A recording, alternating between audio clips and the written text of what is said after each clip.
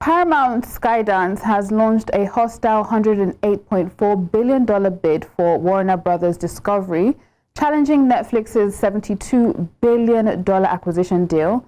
The offer, backed by Oracle co-founder Larry Ellison and other investors, values Warner Brothers at $30 per share.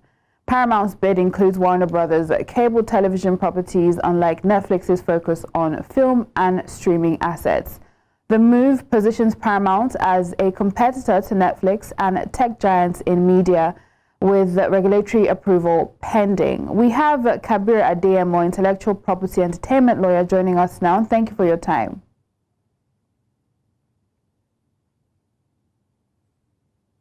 Right. I mean, following developments, just a week ago, Netflix announced the agreement. And, you know, this Monday, we had Paramount with a counter hostile, would I say bid, takeover bid. Were you expecting this new improved bid? Well, improved in some terms, monetary terms. And what's behind Paramount's aggressive move to acquire Warner Brothers Discovery? Okay, so I think everyone should have been expecting that from Paramount, because since Warner Bros. Went public about the sales of the company since June, right? They have also been on the side trying to bid for the purchase of Warner Bros. Alongside Netflix and one other company that I can't remember right now, right? So the fact that Netflix was able to maneuver and get ahead of them, I think it must have pissed them off, and they feel. And currently, it's about the strongest. Because anyone that's able to acquire Warner Bros. That has that much of assets is probably going to, it's just generally going to change a lot in the media history and the media industry at large. So, I mean, everyone should have been expecting that. So there's a lot at stake here. There are questions around who is behind this Paramount bid. Who may be funding it, because it's a significant difference from what Netflix is bringing to the table. Share with us how Paramount's $108.4 billion offer compares to Netflix's $72 billion deal, and what's the significance of the difference? Okay, so we can never say for sure that this is the investor that is facilitating or that is backing Paramount at the moment, but of course, the information that we have is that they have increased their bid, and they are even going another route, because the usual route of them approaching the board of directors was not working, and the board of directors has picked Netflix over them. So now they have decided to opt for the hostile method, that is them trying to persuade the shareholders of Warner Bros. To sell the shares. So when they're able to buy up to 50% or more shares, they can be able to influence the shareholders to change the board of directors. And when the board of directors are changed, that way the acquisition is going to be successful, right? So there are a lot of differences between the deals that is being offered by Netflix and the one that is now being offered by Paramount. I mean, the amount is different. Paramount also wants to buy the entirety of Warner Bros. Compared to Netflix, that only wants to buy the parastatal, that is the studios and the streaming service of Warner Bros. And excluding the cable networks. But for Paramount, they want to buy everything in its entirety, right? Also, Paramount is saying that they want to maintain the tradition that Warner Bros. Has been used to, that they are going to continue to release movies in theaters and cinemas. But it's expected that if Netflix is successful with this particular deal, there will be minimal or no theater releases under them. So, I mean, interesting. It will be interesting to see how Warner Brothers navigates this, and of course, they still need regulatory approval. Looking deeper, it has been pointed out that there are 3 Arabs who are backing this deal, right? 3 Arab wealth funds. And then there's Jared Kushner's affinity partners. Jared Kushner is a son-in-law of Trump. So do you see this perhaps diluting them and giving them undue advantage? Obviously, they're going to get U.S. regulatory approval. Trump doesn't take his eye off these deals. Do you think Netflix even has a chance at this point? So there are different angles to this particular scenario now. So there could be the challenge from the board of directors themselves, the board of directors will decide to adopt a strategy that is known as poison pill. So poison pill is the strategy where they will decide to make the company to look unattractive to even Paramount themselves. And how do they do this? They are just going to allow their shareholders to buy more shares at discounts, at a very, very ridiculous discount. So this way, the shareholders might not agree to sell their shares to Paramount through the hostile bid that Paramount is finally onto. And also, there have been rumors that the U.S. government might, especially Donald Trump, the president, might have an affiliation with Paramount, which is not so confirmed, which is not confirmed. Of course, they won't come out to say, oh, this is who they are siding with and the rest of it. And another regulation that's regulatory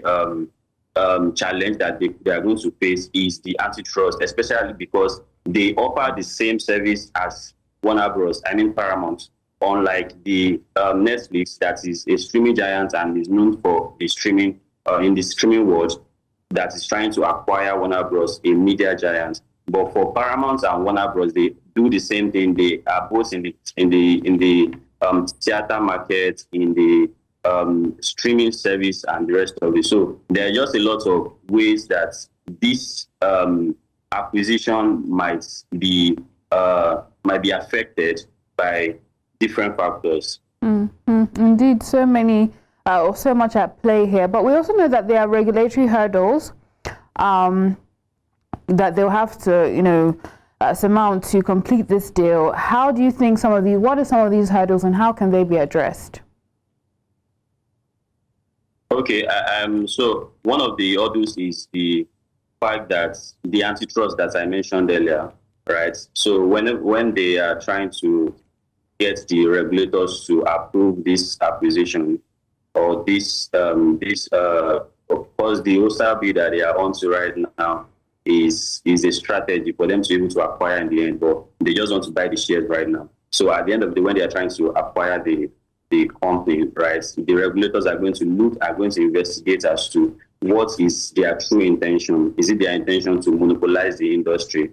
Is it their intention to expand their reach to cover what Warner Bros. Currently owns? Because currently Warner Bros. Has a massive asset that any company could actually be attracted to. So the regulators will just investigate, and from there they'll be able to decide whether or not they are going to approve or they are going to disapprove.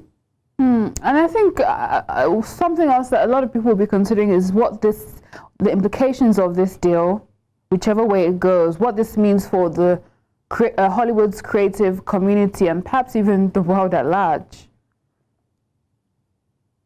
Okay, so currently many fear that Netflix is going to push theatrical experience into extinction, and some other people are also scared about the concentration of power in Paramount, right? So this, for me, I believe that either way, whether it goes to Netflix or Paramount is successful, it is going to go down in history as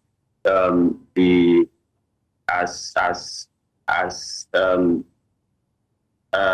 the word? It's going to go down in history like that a certain company acquired a giant, which is the Warner Bros. Mm-hmm. So I mean, it depends on each of them. They have respective interests in the company. Yeah, I mean, this will definitely be one for the books. But considering that Paramount is willing to take on more liabilities and assets than Netflix, how does this bid reflect Paramount's strategy to compete with Netflix and other streaming giants? Okay, so currently, I think Warner Bros. Has a debt of about $34 billion, and I think $34 or $40 billion about. And when Paramount wanted to also put out this hostile bid, they also incurred a particular debt of about $54 billion. So it is a concern because a large portion of the combined company's free cash flow is going to be dedicated to debt servicing and deleveraging. So this is probably going to affect production. This is going to affect payments of people that work with them, and this is probably going to affect content creation generally. So if the Paramount is successful at the end of the day, it's still going to be as though they are going to be struggling with a lot of things, a lot of investments they are supposed to, because they won't be able to like invest in innovations as much as they would have. Interesting. So, I mean, how will Warner Brothers Discovery's existing debt, how do you see that impacting the acquisition? You've highlighted it's about 34 to 40 billion. How do you see that impacting, you know, their acquisition and Paramount's financials overall? Sorry, come again. How do you see the acquisition, Warner Brothers Discovery's existing, their debt, right? The debt, how do you see it impacting the acquisition as a whole? And, well, if Paramount gets it, Paramount's financials or Netflix's financials? Yeah, it's definitely, if Paramount gets it, it's going to affect their financials, because just like I said, it's a lot of debts already on the table. So they have to look for more investors to contribute and to invest in whatever innovation, whatever content creation they are trying to pull. I think Netflix and Paramount are just trying to go at loggerheads at each other to prove a point that they are one company is powerful than the other, and that way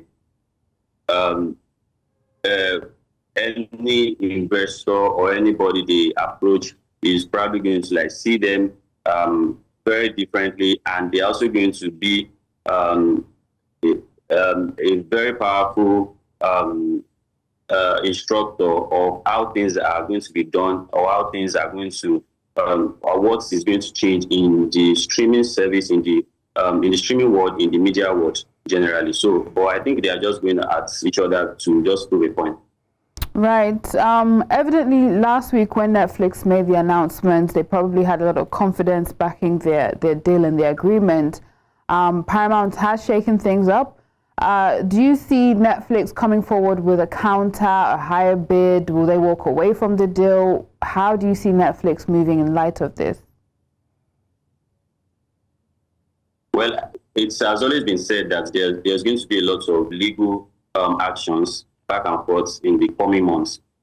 In the next few months, there's going to be a lot of back and forth. There's going to be a lot of updates. So I can't say for sure that Netflix is going to come back with another offer or what's not. But it's something that is important, that is not out of possibility, right? So it is possible, and it is left to them to decide how they want to also play the game right now. That Paramount has decided to go through the hostile bidding route, and they just have to probably work with the board of directors to, just like I mentioned earlier, if there's a way they can adopt the strategy, the poison pill strategy, to make the company look unattractive to Paramount. So that way, if Paramount can back up, and if Paramount sees or sniffs their strategy from apart, they can still decide to go ahead. So even adopting the poison pill strategy does not mean that Paramount cannot go ahead to purchase the company. It sounds like you see this ending, or this whole thing being decided perhaps in the courts. That is, whatever decision comes out, there will be lawsuits that will follow, and it will be the courts deciding. Is that what you're suggesting? Yes, that's on one hand. And on the other hand, both parties have been playing fairly. So Netflix has been able to negotiate with the board of directors, and the board of directors has picked Netflix bid over every other person's.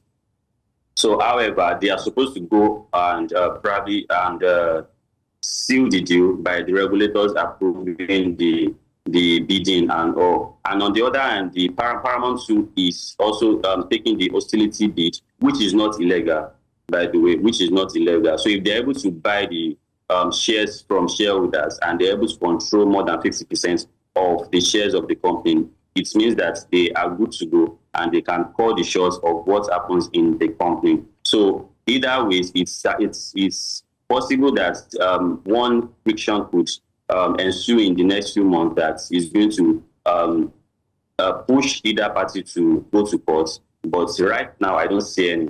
And Paramount is offering $30 per share. It's left to the shareholders. Now, how will Donald Trump's involvement, how do you see that influencing the regulatory approval process, especially seeing that Jared Kushner is being named as one of the people behind Paramount's offers?